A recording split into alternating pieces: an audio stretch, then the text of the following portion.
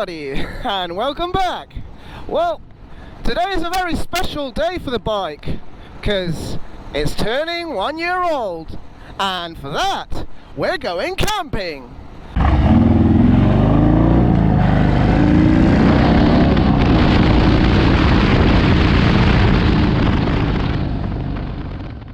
But the sky might not agree with us, so stay tuned, because this might be a wet ride.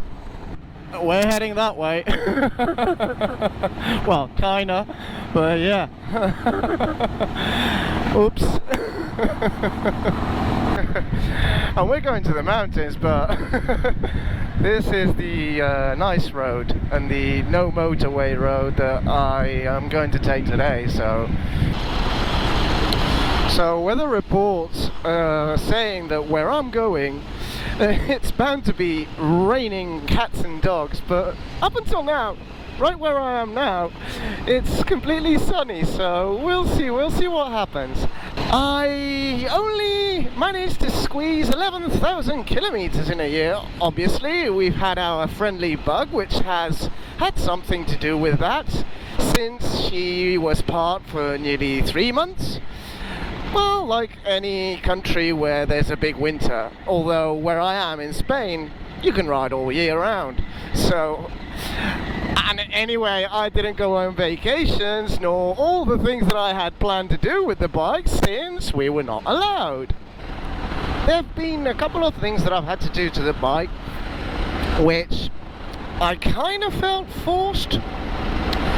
Not in the sense that no one obliged me, but looking for the comfort and the riding position that I like.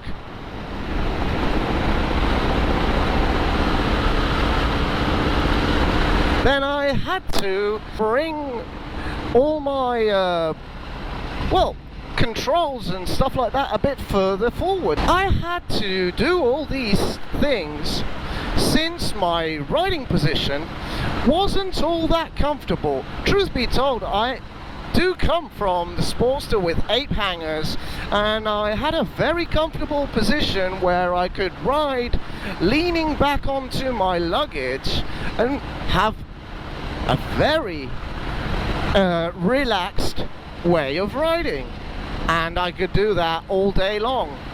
But on the Sport Glide, I felt that the seat was a bit too far back for me, and the handlebars, they were a bit too far away. So I had to put the 4-inch risers. I might have gone with 6, never know, maybe further down the line I'll put 6 riser on. But what I did have to do that I didn't want to was change the seat. The stock seat is very comfortable. That is if you have long arms. Although I'm nearly 5'9", I've got short arms, so that means that with the handlebars and the stock seat, I was leant too forward. And after 50-60 kilometers, my back started aching like hell.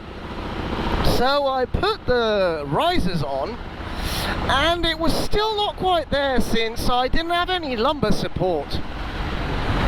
And what I did was talk with Harley, and they recommended the Reach seat, which I wasn't too fond of, for starters. And I put it on, and yeah, I feel well supported from the back. I can lean backwards and have my back fully supported. But it's a bit too thin for my taste. I feel the chassis on my butt. My left leg starts to get a bit nummy. I don't know if that's due to the riding position or due to the stitches, but all that can be solved if I just add some gel padding and get rid of all the stitching. In an aesthetical way, I wanted to put a step-up seat on this bike. I love those seats, but I'm not too sure if it will leave me further back as I was on the stock seat. But anyway, since eventually, if I don't like this seat, I'll end up getting it, then I'll just have to pull the handlebars further backwards, which was my first intention for starters. Apart from that, well, obviously it's only got the tab performance with zombie baffles, since a Harley that you can't hear, well, it's not the same. And a K&N filter. Apart from that, it's pretty much stock. I do have to say that the reach seat helps me be in a further forward position, and I can do twisty roads much better. I liked that it had a big tank. I liked that it had electronic cruise control, which is a game changer for me. And I liked that it had saddlebags and the baby fairing and all that stuff. All this chaos that we've been through, then I know where I'll be taking her. I will just hit the road as soon as I get my vacation days for next year and just get lost as I did with the Sportster and plan trips here and trips there. It's what it's meant to do. And despite not being able to do it this year, just going for short rides to learn how it works and how it feels. It is a new bike after all. It's a completely different type of riding that I'm used to. I've got more power, I've got more braking power. It's a different riding position and all that. And it does get some time for you to get used to these things, despite having ridden for so many years on motorcycles. It's a new vehicle, a vehicle that's been with you for 8 years. You know everything about it. You know what it can do and what it can't do. You know its limits. I had to put peg feelers on this bike because I didn't know where were the limits of curve and twisty turns. I know the numbers for its lean angle, but do you think that I calculate the lean angle while I'm riding? Come off it. I dedicated myself to art, so I'm not good with maths and all that. And anyway, I cannot honestly calculate the lean angle of a bike while I'm riding. It says whatever the numbers.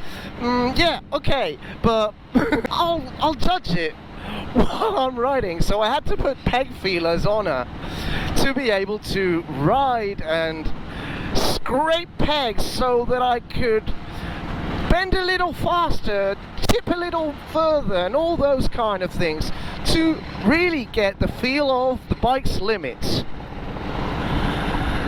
And not being able to do long distance trips, well, that really helped, because you know, all these kinds of things, you learn them at low speeds.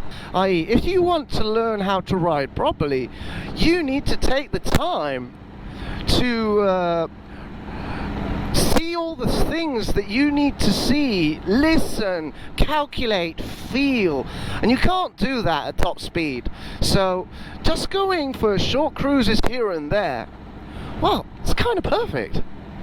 Because, you know, it's what I've told you.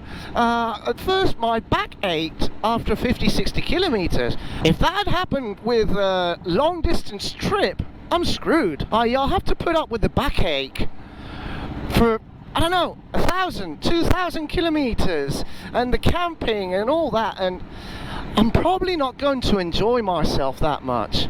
But if after 50-60 kilometers my back starts complaining, well, I can just simply stop and have a beer, relax, have something to eat, or go back home and withstand the pain.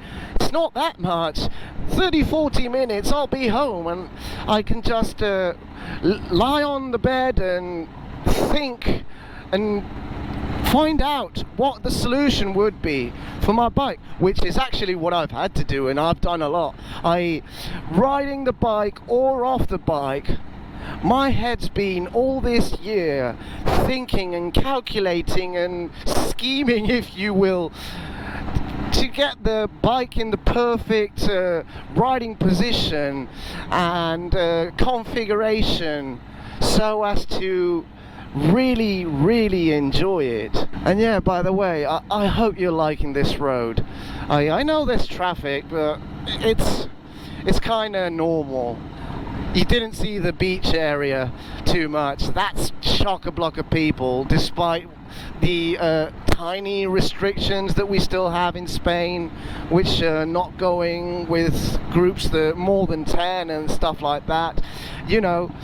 And people are really moving around a lot. I do feel that there's a lot of people everywhere. At least I can really enjoy at a decent speed the forest I'm riding right now, which is really beautiful.